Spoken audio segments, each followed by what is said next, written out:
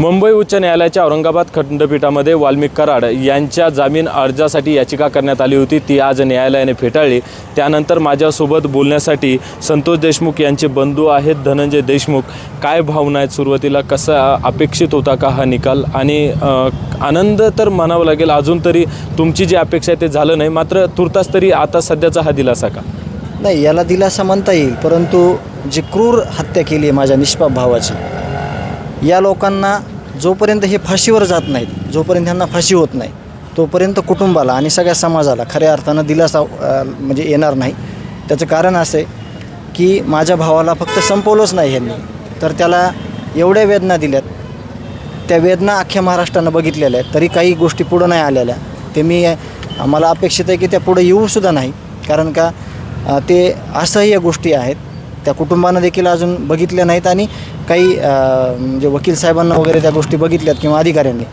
परंतु एक क्रूर हत्या जी झालेली आहे, त्या क्रूर हत्येचे आम्हाला अपेक्षित, आम्ही न्यायालयावर विश्वास ठेवलेला आहे, न्याय मंदिराला आम्ही मानतो, आम्ही मुख्यमंत्री साहेबांवर विश्वास ठेवलेला आहे. तर यातून हेच अपेक्षित होतं आणि आम्हाला याच्यातून जे काही तात्पुरता दिलासा मिळालेला आहे ते आजच्या दिवशी झालेलं आहे. आजच्या निकालाकडे कसं बघता तुम्ही? नाही, आम्हाला ज्या पद्धतीने ह्यांनी हत्या केलेली आहे त्याचा निकाल असाच येणं अपेक्षित होतं आणि त्याचा जे जामीन अर्ज फेटाळला आहे तेच आम्हाला अपेक्षित होतं. पण त्यांच्या वकिलाकडनं असं सांगण्यात येत होतं की ती अटकच बेकायदेशीर आहे किंवा ते गुन्ह्यामध्ये सामीलच नाही, अटक बेकायदेशीर आहे. हे खरं तर किती चॅलेंज होतं आणि तुमच्यासाठी किती वेदनादायक होतं, कारण पहिल्या दिवशी तुमचे अश्रू देखील बाहेर आले होते की भावनिक संपूर्ण परिवार झाला होता, कुटुंब झालं होतं जेव्हा ते व्हिडिओ दाखवण्यात आले होते. नाही, ते आम्ही फक्त कल्पना केली होती की ते व्हिडिओ कसे असतील, भावाला त्यांनी संपवलं कसं असेल. आम्ही काही प्रत्यक्षदर्शी बघितले नव्हते आणि कोर्टात आम्ही न थांबता बाहेर येऊन आमच्या अश्रूला बांध फोडून दिलता. त्यामुळं आणि हे सगळं चॅलेंजिंग खऱ्या अर्थानं सरकारी वकील आहेत, गिराशे साहेब, धनंजय पाटील आहेत, नितीन गवारे पाटील आहेत, जे की फिर्यादीचे वकील आहेत.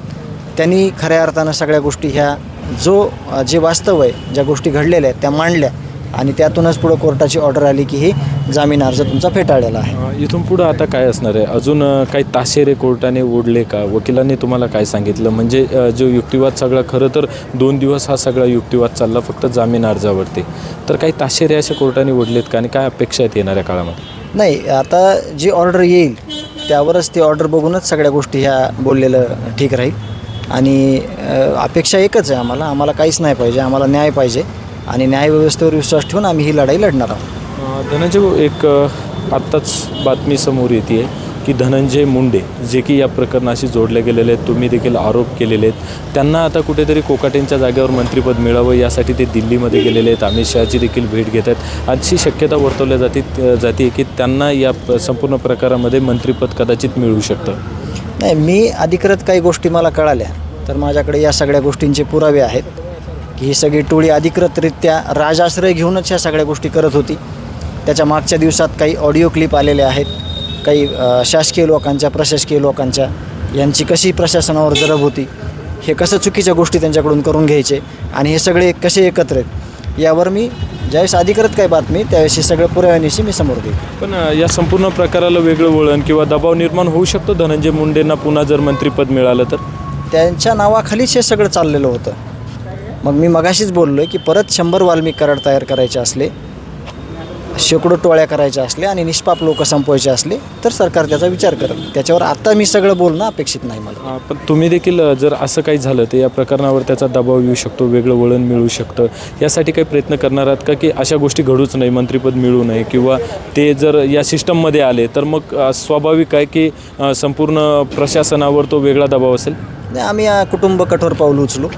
असं काही झालं तर एक निष्पाप माणूस गेलेला आहे, परत या गोष्टी न होण्यासाठी आमची ही लढाई आहे.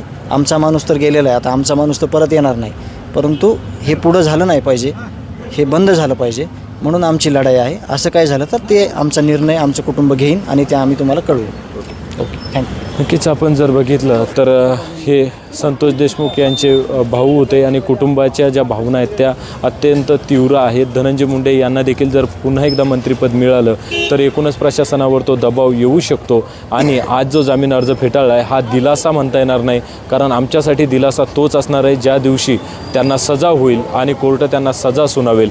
कारण हेच काही प्रमाणात समाधानकारक असलं तरी महत्त्वाचा दिलासा हा त्यांची सजाच आमच्यासाठी असणार आहे. आणि 6 तास काल आणि 2 दिवसाच्या युक्तिवादानंतर आज कुठेतरी न्यायालयाने वाल्मिक कराड यांचा जामीन अर्ज फेटाळल्याचं समोर आलं आहे. अविनाश कानडजे, न्यूज 18 लोकमत, छत्रपती संभाजीनगर.